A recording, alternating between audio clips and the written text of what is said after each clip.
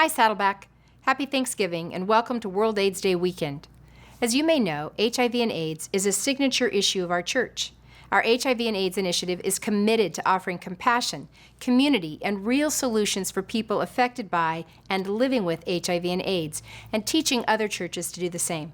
World AIDS Day weekend is the time each year when we pause to remember those who have lost their lives and stand with the rest of the world in affirming our commitment to end AIDS. Some of you may be thinking, what is the big deal about HIV?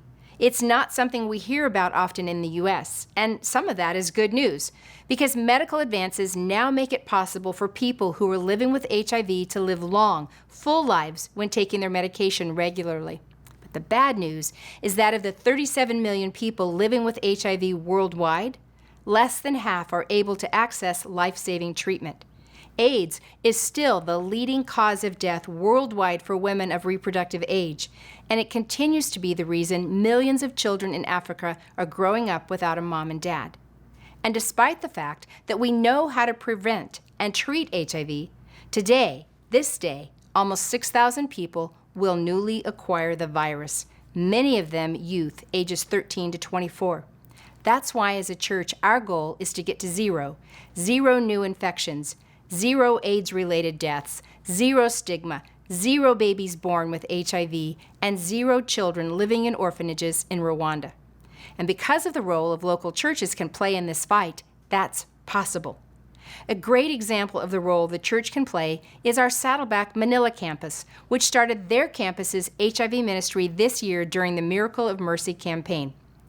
They are reaching people living with HIV who have never before had a church family to call home, including families caring for children living with HIV, many of whom who were orphaned by the disease.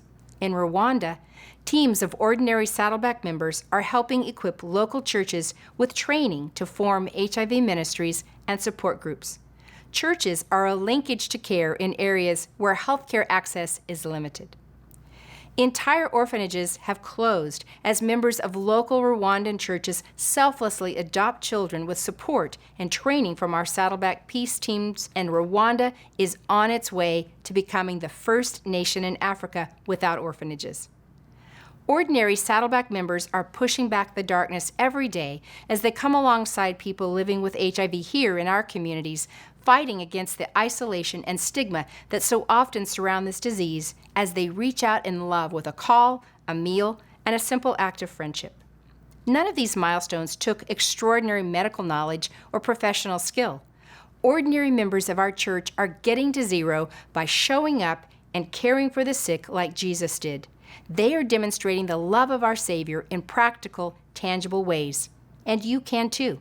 There are simple ways you can make an impact by becoming a part of the HIV and AIDS initiative right here at Saddleback.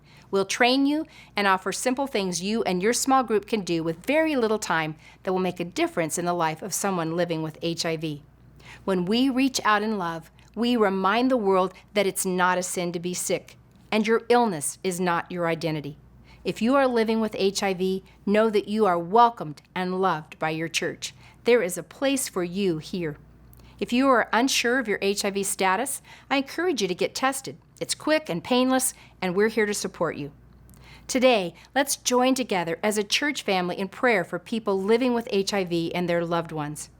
And find out ways you can play a role in getting to zero by visiting hivandthechurch.com or emailing aids@saddleback.com. Saddleback, this Thanksgiving weekend, I am so grateful for you as a church and the way that you hold out the love of Jesus to a world so in need of hope. Together, we can get to zero and end AIDS.